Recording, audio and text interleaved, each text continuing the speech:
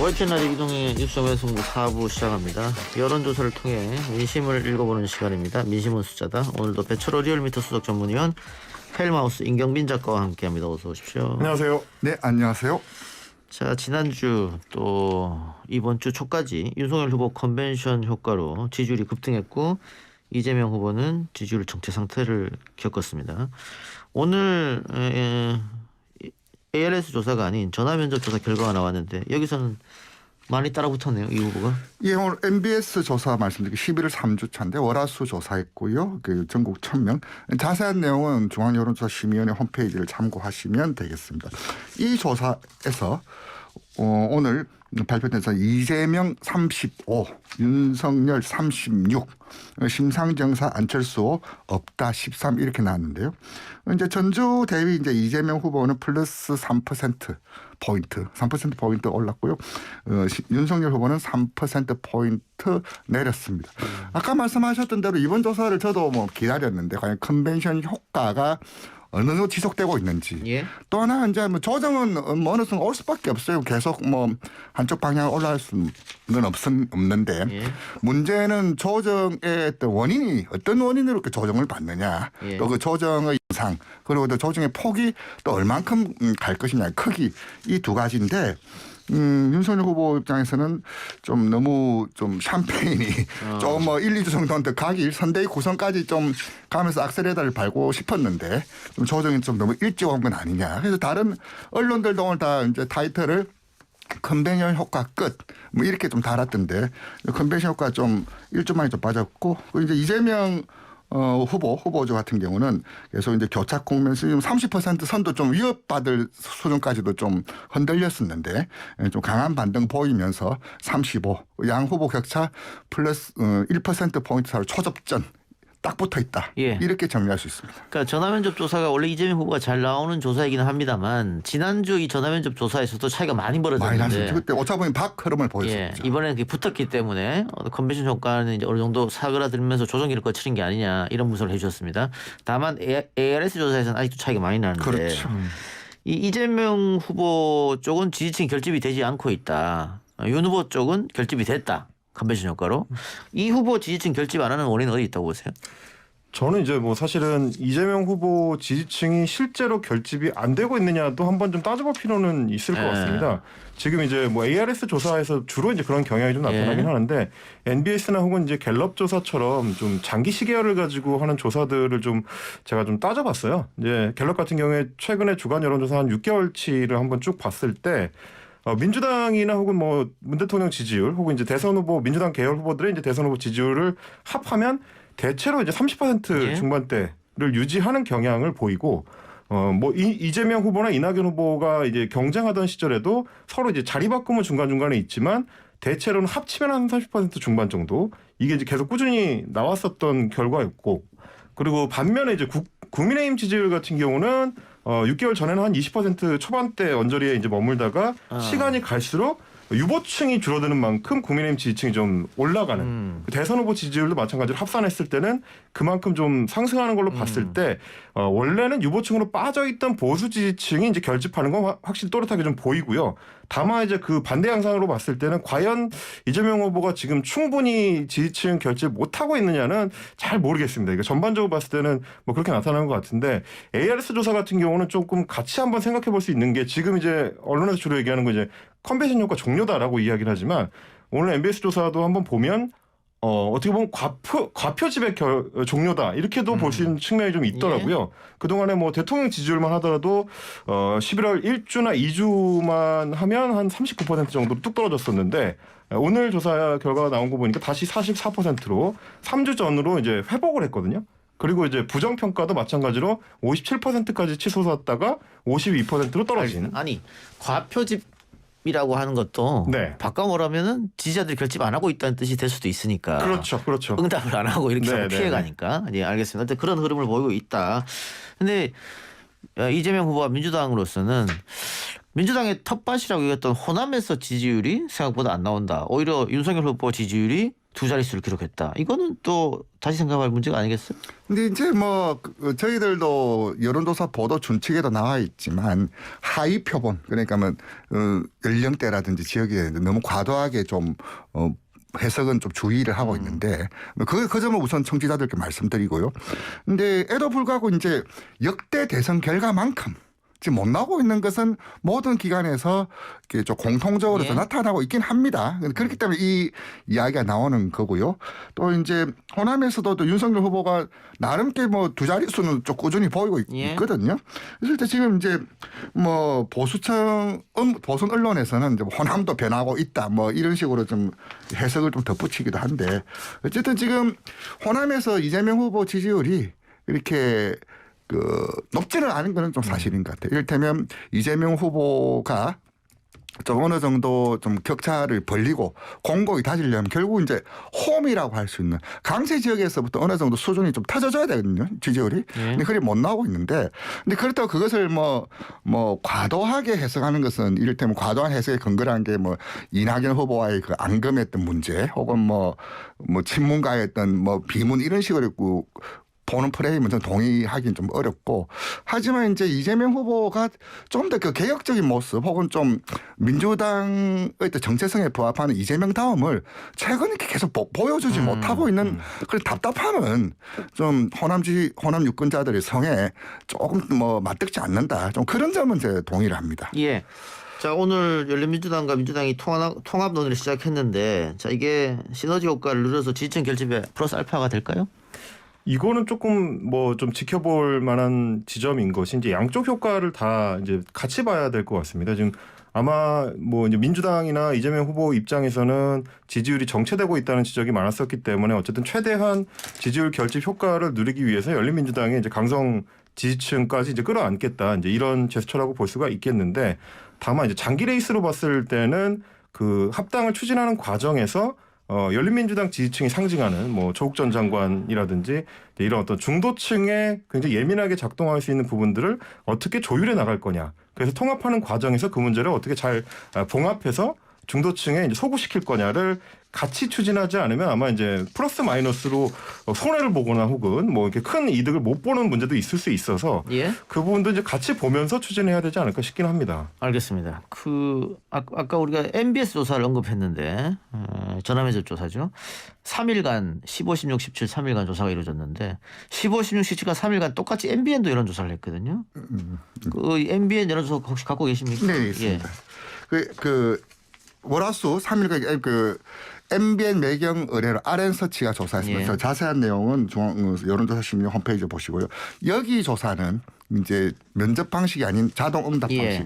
방식, ARS 방식으로 조사를 했습니다. 여기서 이제 좀 결과는 이제 ARS라는 것을 좀 감안해 하시고 좀 읽어주신다면은 이제 여기서 보면 이제 여론조사 보면 이제 이재명 후보 33.3, 윤석열 47.7. 상당한 차이를 보이고 있습니다. 심상정 4.7이 나는데 여기서 보면 한 14% 예. 정도 두 자릿수 격차를 보이는 것으로 나타났고 그래서 오차범 뭐 당선 가능성을 보자면은 이재명 37.6, 윤석열 52.2 나란히 이제 4~5% 오른 그렇게 결과를 보였습니다. 예. 자, 같은 날 샘플도 1,000명이니까 1,000명이 응답할 때까지 전화를 거는 거죠. 똑같은데 이렇게 많은 차이가 난다. 뭐 ARS 조사는 뭐 정치 조금 고관여층이 전화를 많이 받는다. 예를 들면은 뭐 바쁜 와중에도 일하고 바쁜 와중에도 불구하고 전화가 오면 받는다. 뭐 이런 게 있지 않습니까? 맞습니다. 끝까지 예. 기계음을 쫓아간다는 거는 그만큼 정치에 관심이 많고 예. 나도 할 말 있다. 예. 이런 예. 고관여층이죠. 예. 그래서 이제 이런 차이가 많이 나는 건데 여기서 또 하나 짚고 넘어갈 게 응답률인데 MBS 조사 응답률은 30%를 넘겼습니다. 30.2%. 근데 MBN 지금 RN서치 여론조사는 응답률이 3.9%다. 이건 어떻게 해석해야 되겠습니까? 근데 이제 조사를 보면 한참 이제 난처한 질문 많이 응답률 관련된 예. 겁니다. 그럼 이제 보면은 요즘 딱 전화를 받으면은 발신자 신원이라고 해야 되나요? 발신하는 업체 이름 예. 떼어보면 이제 전화는 그래도 이제 받지만은 기계음으로 하는 데다가 더더욱 이제 표시까지 막 여론조사 이래버리면 아예 전화 자체를 뭐 밀어버려요. 예. 그렇기 때문에 그에 대한 응답률이 이제 굉장히 떨어질 수밖에 없는 그 구조적인 문제가 있을 수밖에 예. 없거든요. 아무리 고관여층이라 하더라도 그 끝까지 일일이 들으면서 버튼 누르고 들으면서 버튼 누르고 하는 거는 이제 관여도가 좀 높지 않은 사람. 그러니까. 이것이 선행지표라는 긍정적인 측면도 있지만은 예.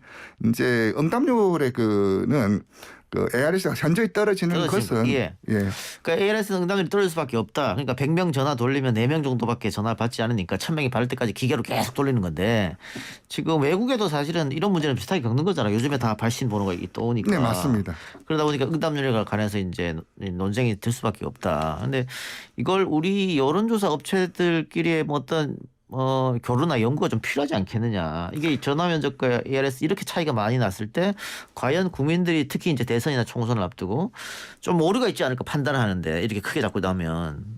근데 이제 여론조사의 품질을 좌우하는 것은 표본의 대표성과 응답의 진실성입니다. 표본을 얼마큼 대표성 있게 구성하느냐, 그걸 또 솔직한 응답을 끌어내는 그 질문 구성을 어떻게 하냐가 크게 두 축인데요. 이제 표본의 대표성을 확보하는 방법으로는 이제 안심번호가 도입되면서 상당히 이제 표본의 그렇죠. 대표성이 많이 좀 올랐습니다. 또 하나가 이제 외국 같은 경우는 여론조사에 참여를 하면은 어느 정도 자그마한 팁 혹은 그걸 인센티브라고 표현하기는 좀 그렇지만은 어떤 베네핏을 조금씩 주거든요. 근데 우리 같은 경우는 좀 그런 경우가 없어요. 했을 때 뭐 응답률이 그렇다 한때 홍준표 대표가 이 문제 논쟁에 불을 지폈어요. 예. 뭐냐면 그 응답률이 외국에서는 몇 프로 되지 않으면 여론조사가 예. 아니다. 그건 사실 잘못된 정보인데 어쨌든 그 응답률의 어느 수준이 좀 확보가 좀 되어야 되는 것은 여론조사 업체의 좀 숙제입니다. 근데 면접조사도 마찬가지고요. 그랬을 때 응답률 제고를 위한 여러 이제 좀 방안들을 사실 저희들도 좀 이 문제 때문에 현업에서도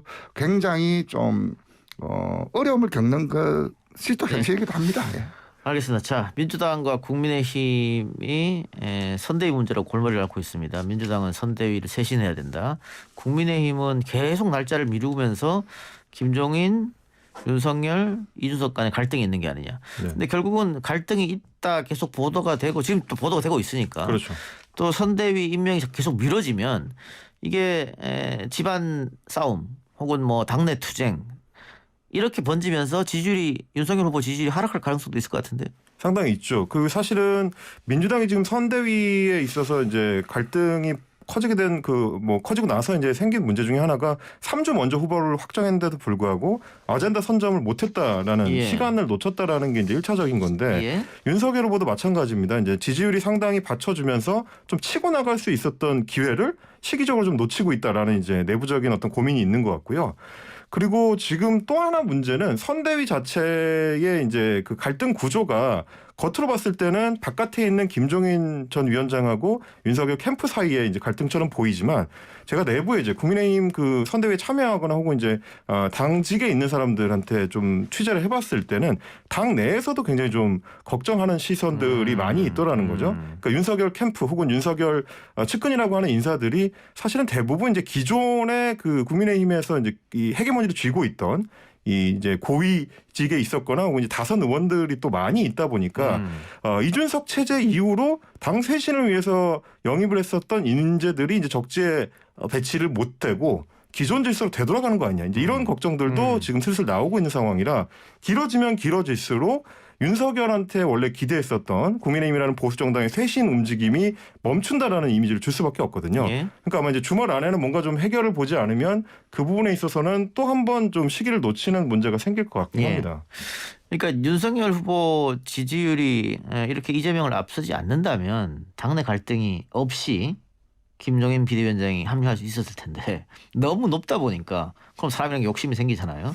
쉽게 해서 대면판 같으니까 이래저래 이제 뭐 많이 붙는 거, 손님들 많이 붙는 건 마찬가지. 문제는 그 가르마를 타줘야지 이게 전력이거든요. 예. 그 선거를 저도 지켜다 보면은 사람 많은 조직이 이기는 게 아니라 얼마나 효율적으로 면밀하게 잘 돌아가는 조직이 이기더라고요. 보면 그래서 봤을 때 이제 지금 이제 선출이 되면은 이제 곧 그 다음이 이제 궁금하게 지켜볼 대목이 그러면 선거는 어떻게 치를 거냐 여기에 관심이 표심이 모아지는 건 당연지사인데, 다시 또 선대위를 둘러싸고 공회전이 이렇게 계속적으로 길어지고 있는 것은 지금 이제 2탄, 3탄 계속적으로 이제 연타를 치면서 기하 변속을 해야 될 시기인데도 지금 못하고 있는 것은 그 지지층들을 봤을 때는 좀 또 결이 나오는 말들이 보면은 굉장히 좀 위험 수위를 좀 넘나들고 있는 말들도 많은데, 하여튼 지금 국민의힘도 빨리 이 문제를 정리하지 않으면은 깊어지면은 좀 지지율 정체가 또 의외로 길어질 수 있는 그런 위험성도 있다. 그리고 이제 김종인 그 위원장 측에서 봤을 때는 시간이 이제 김종인 편이 아니거든요. 이게 결국에 대선이라는 거는 후보 중심의 게임이기 때문에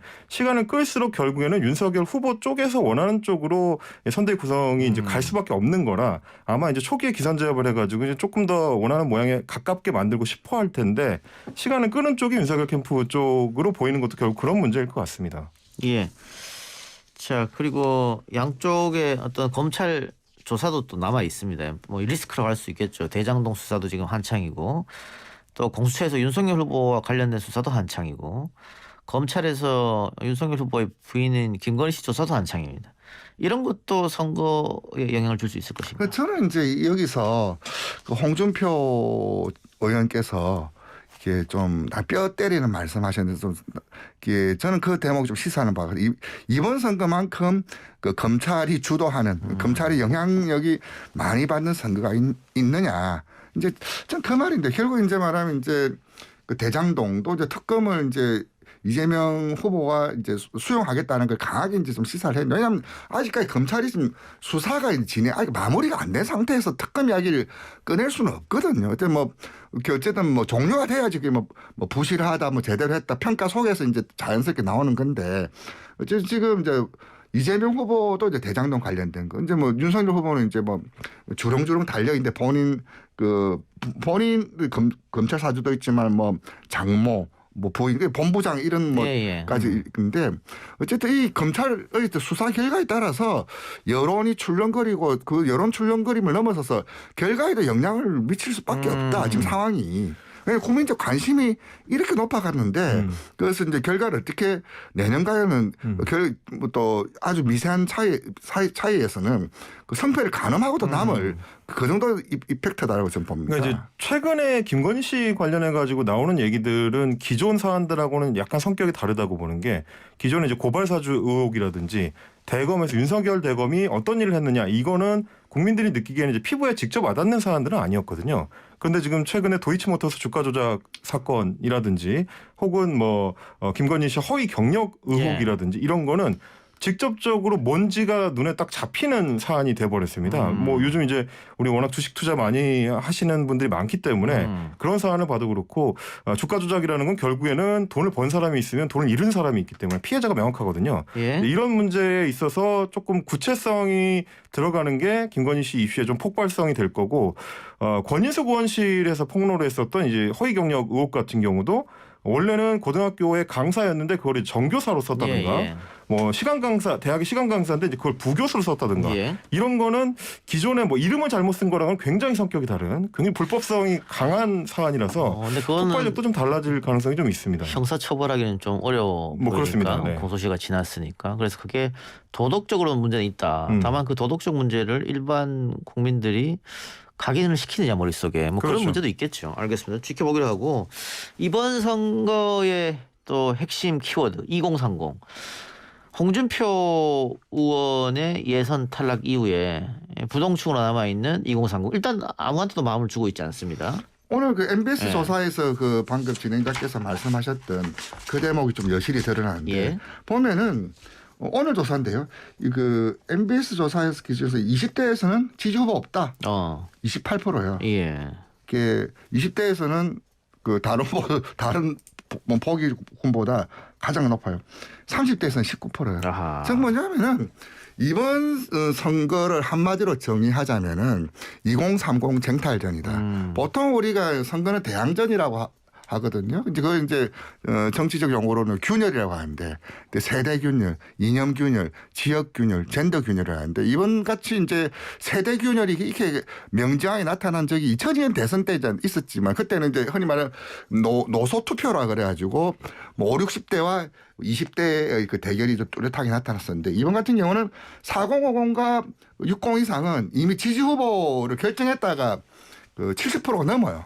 근데 2030 같은 경우는 아직도 지지 후보를 결정하지 않았다가 이제 그 불과 이제 뭐 30% 수준밖에 안 되거든요. 그렇다면 이런 유동성의 크기가 곧 다른 말로 표현하면 불확실성을 키울 수 있는 가 똑같은 말이고 그리고 2030의 표심을 잡는 자, 곧 천하를 잡는다. 그렇게 말해도 전혀 틀리지 않는 상황이다. 그렇게 예. 말씀드릴 수 있습니다.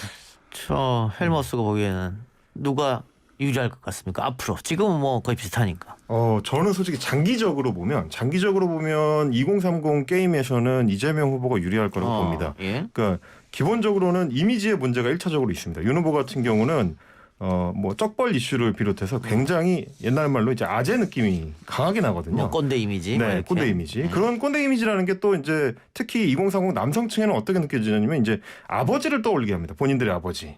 이게 원래 그게 굉장히 좀 강렬한 비토 정서를 가질 수밖에 없는 이미지라서 예. 더 그런 면이 있고 이재명 후보 같은 경우는 뭐 주식이라든지 이런 그러니까 젊은 층이 잘 알고 있는 혹은 뭐 친숙하게 느끼는 이슈들을 본인이 잘 다룬다는 이미지가 좀 갖고 있어서 지난번에 이제 그 이제 거래소에 증권거래소에 들렀을 때도 이제 그런 부분들 좀 디테일하게 들어가는 거에 대해서 이제 호감도를 표시하는 커뮤니티 어떤 여론들이 많았는데 그 부분 오늘도 뭐 주식 방송 유튜브 나갔더라고요. 그렇습니다. 그 왜냐하면 이제 본인이 그걸 잘 알고 있기 때문이요. 제가 전에도 한번 말씀드렸지만 2030층이 정치에 관심이 있다는 완전히 옛말이고 지금은 해당 정치인이 얼마나 실제 사안에 대해서 관심을 갖고 있고 구체적으로 잘 알고 있느냐 이 부분을 굉장히 면밀하게 보거든요. 그런 부분에서 조금 강점을 갖고 있는데 반해서 최근 이제 이재명 후보 선대위나 혹은 캠프에서 내고 있는 기획된 행사들 이 굉장히 아재 냄새가 강하게 납니다. 특히 뭐 어제 저는 봤던 게 이제 대학생 간담회 예. 하는 장면을 봤는데 오후 2시, 3시에 청년 대상의 간담회를 한다. 그럼 과연 거기에 올 수 있는 청년은 어떤 청년이냐? 예. 보통에서 뭐 청년들이라면 학교에서 공부를 하고 있거나 아르바이트를 하고 있거나 일을 하고 있어야 되는데 참여할 수 있는 사람이나 보고 있는 사람이 과연 청년이라고 할 수 있느냐? 이런 어떤 기초적인 부분들이죠. 혹은 뭐 부동산 정책을 다루는 이재명 캠프의 주요 인사들이 뭐 전세는 없어져야 될 제도다 이런 말이 이제 튀어나온다든지 굉장히 2030층에는 부정적으로 소구될 수밖에 없는. 그렇네요. 네, 나머지 그 어떤 캠프의 보조가 지금 이재명 후보가 갖고 있는 특장점을 충분히 살려내지 못하는 옛날식 기획이다. 이제 그런 이미지를 좀 바꾸기 위해서는 캠프 차원에서 좀 깊은 고민이 필요하지 않을까 그런 생각 듭니다. 저도 한마디 보태자면 지금 2030 세대 잡는 자 곧 대권을 잡는다라고 제 그 명제 명언을 던졌는데 이번 대선 보자면 아까 MBS 조사에 보면 20대에서는 이재명 18, 윤석열 20, 30대에서는 이재명 30, 윤석열 28 거의 뭐 붙어 있거든요. 예. 그리고 이제 대신 뭐 아까 결정하지 못했다가 응답이 이제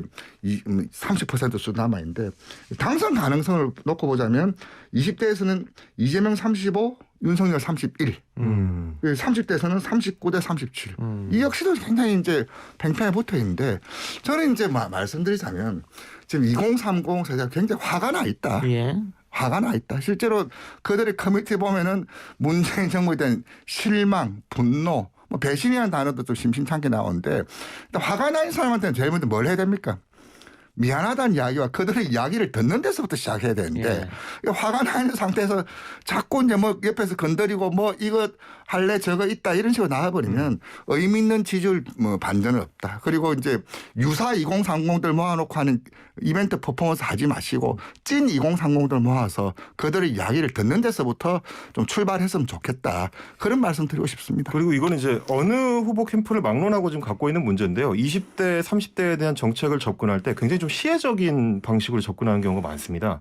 이재명 캠프에서 내놨던 뭐 20대 소득세 감면을 해주겠다 이런 정책이라든지 혹은 이제 안철수 후보가 내놓은 뭐 이제 모병제를 검토하겠다라거나 이게 마치 2030 세대가 느끼기엔 우리를 동등한 정치적 주체로 보는 게 아니라 시혜적 대상으로 일단 하나 주마 니들이 불만이 많다고 하니 이런 식의 접근으로 보이는 거는 피해야 된다. 이걸 좀 얘기를 하고 싶습니다. 네, 100번 동의합니다. 예.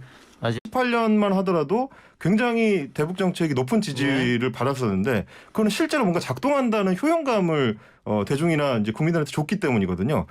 종전선언을 했을 때 뭐가 달라지는지 그거를 직접 느끼게 해줄 수만 있다면 작동을 하겠지만 단순한 어떤 퍼포먼스나 이벤트에 그친다는 인상을 주면 역시 큰 효과를 보기 어렵다. 이런 정도로 좀 정리를 하고 싶습니다. 알겠습니다. 오늘 두 말씀은 여기까지만 듣겠습니다. 지금까지 헬마우스 임경빈 작가, 배철호 리얼미터 수석 전문위원이었습니다. 두 분 고맙습니다. 감사합니다. 네, 감사합니다.